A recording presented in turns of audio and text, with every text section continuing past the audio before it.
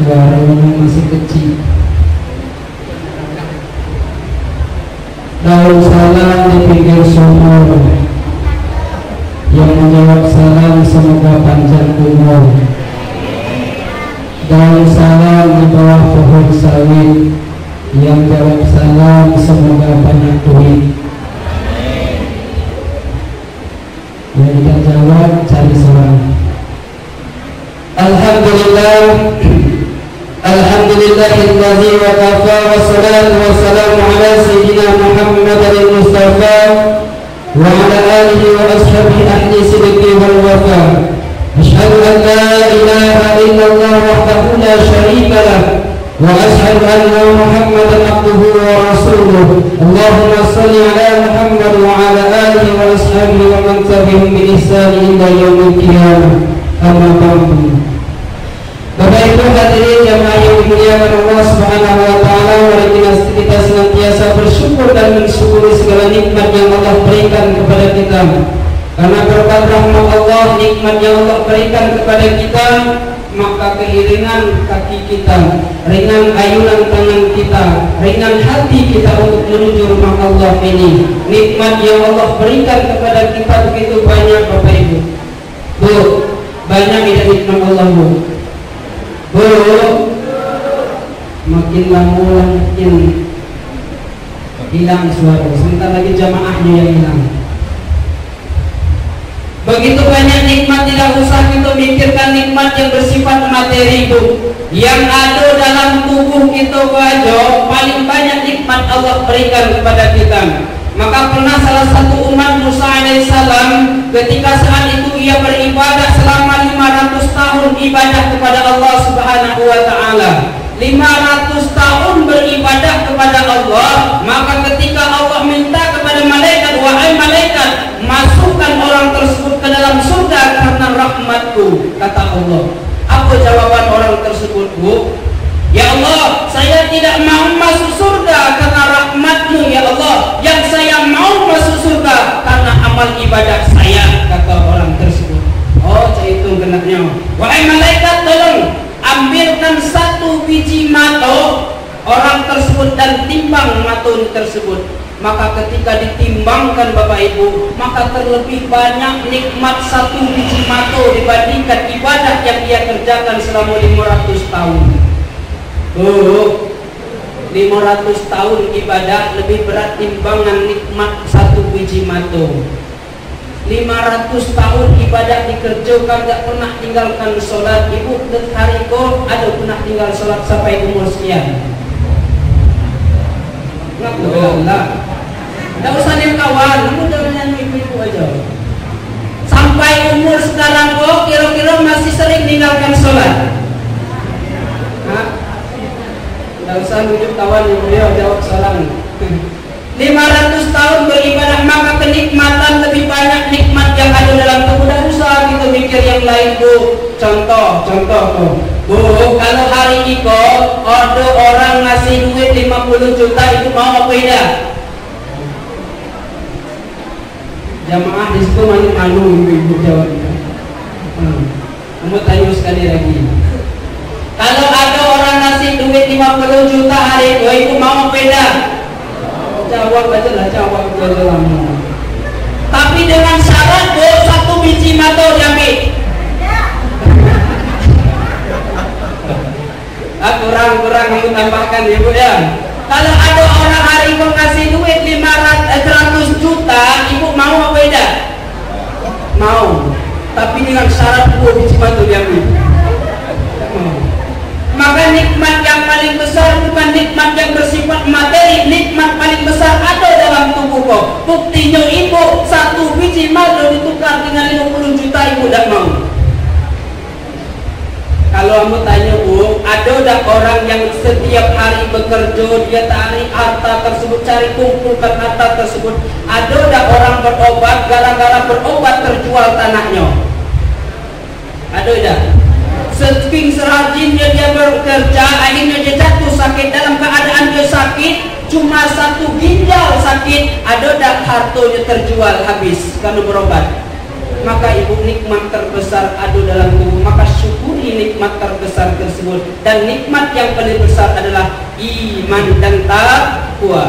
Iman, kita yakin kepada Allah. Kalau kita hari ini datang dari Allah, suatu saat juga akan kembali kepada Allah. Sedangkan takwa implementasi dalam turunan dari iman tersebut. Maka iman, kita yakin kepada Allah. Takwa, menjalankan kedekatan syariat yang diajarkan oleh Allah, menjalankan segala perintah Allah, meninggalkan semua larangan Allah Subhanahu. Salawat dan salam mari senantiasa kita sampaikan kepada Rasulullah Muhammad sallallahu alaihi wasallam. Mudah-mudahan kita semua akan mendapatkan syafaatnya di yaumil akhir nanti. Amin ya rabbal. Kata pengurus musola tadi paling lama tausiah kultur 15 menit. Sekarang sudah habis 10 menit, tinggal 5 menit lagi. Setuju Bu? Jadi 5 menit lagi ya Bu ya. Ibu perlu protes aku yang selama. Bu, kamu sampaikan, kamu dari tadi pagi Bu, belum sampai hari itu belum ketemu dengan istri Bu. Ibu dah kasihan dengan Bu. Kamu tahu ibu dah nanya, tapi itulah yang merasukan Bu. Rindu sama istri, tak selalu suami ibu. Tanyalah rindu apa itu. Bapak Ibu hadirin jamaah yang dimuliakan Allah Subhanahu wa taala, dari awal kita menyambut bulan Ramadan ini, dari awal kita menyambut datangnya bulan suci ini, sampai hari ini kita memasuki 9 hari kita telah melaksanakan puasa, 9 hari kita telah melaksanakan ibadah kepada Allah Subhanahu wa taala. Dari awal kita tanamkan komitmen di dalam hati kita. Apa yang perlu kita tanamkan komitmen dalam menjalankan ibadah kepada Allah Subhanahu wa taala? Setidaknya di kesempatan ini cukup 3 ya Bu ya. Kalau panjang-panjang telah banyak yang ngantuk. Ya.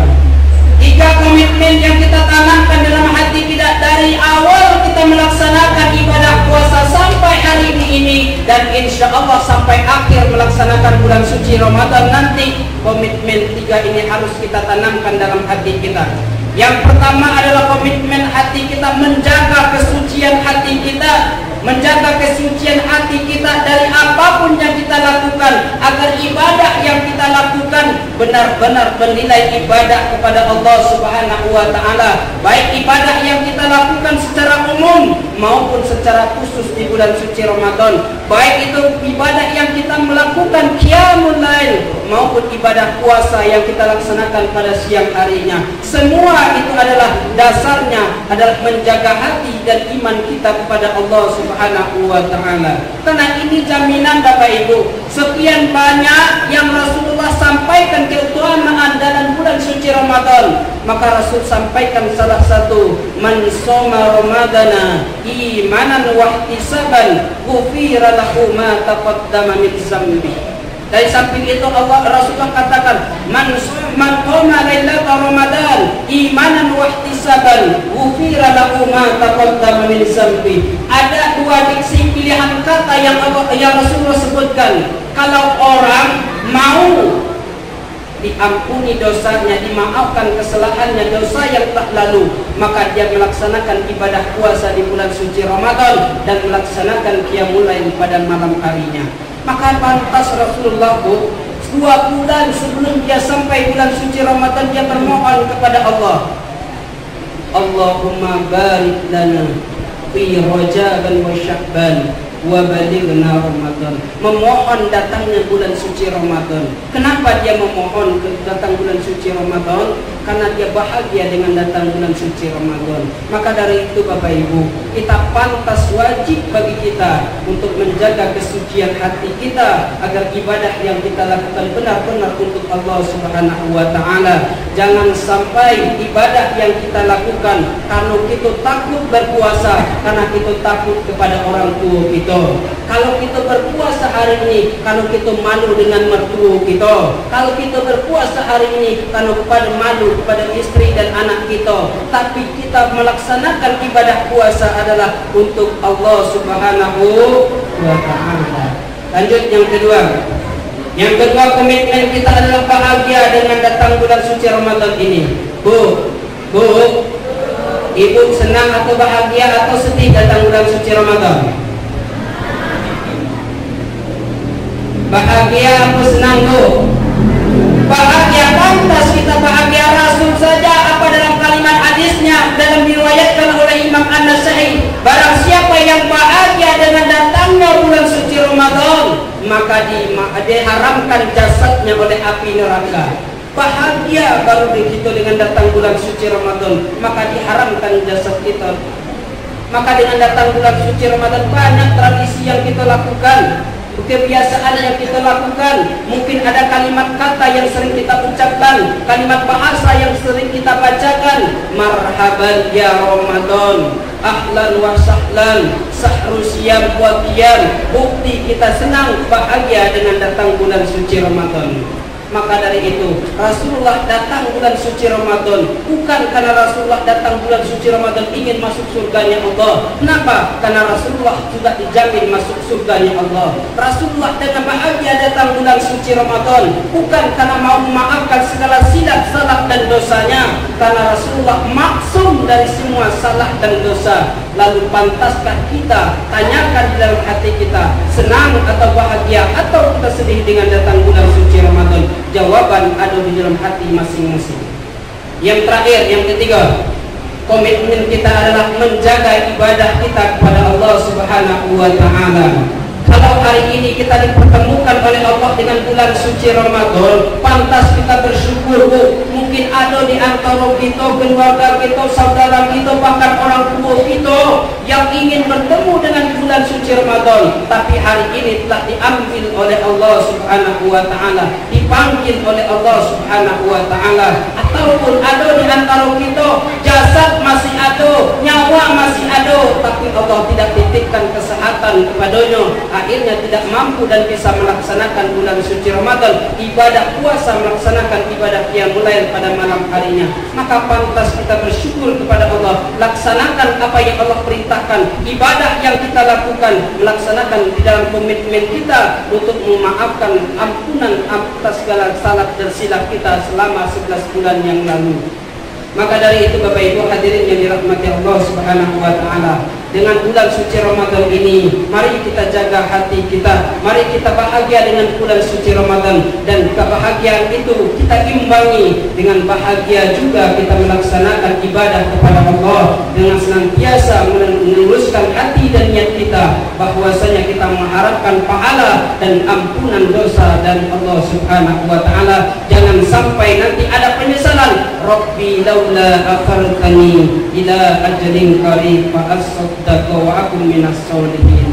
Nanti ada penyesalan, maka sebelum penyesalan itu sampai, maka hendak kita hitung diri kita. Hasibu anfusakum qabla an tuhasabu. Hari ini kita menghitung untuk perbaikan ke depan yang lebih baik, tapi kalau nanti Allah yang menghitung, yang tinggal hanya penyesalan dan pertanggungjawaban. Sebelum semua sampai, maka hari ini perbaiki diri kita, hapuskan semua salah dan dosa kita. Mudah-mudahan keluar di bulan suci Ramadan ini kita menjadi orang yang la'allakum tattaqun, dan kita meninggal dunia dalam keadaan husnul khatimah. Amin ya rabbal. Bapak Ibu hadirin yang dirahmati Allah Subhanahu wa Ta'ala, demikian yang kami sampaikan tausiah atau tuntun kita pada malam hari ini. Mudah-mudahan kita senantiasa diberikan kesehatan oleh Allah, kekuatan jasmani maupun rohani, dan kekuatan iman dan takwa kepada Allah Subhanahu wa Ta'ala. Saya ini dengan wallahu muwaffiq ila aqwamit thoriq. Wassalamualaikum warahmatullahi wabarakatuh.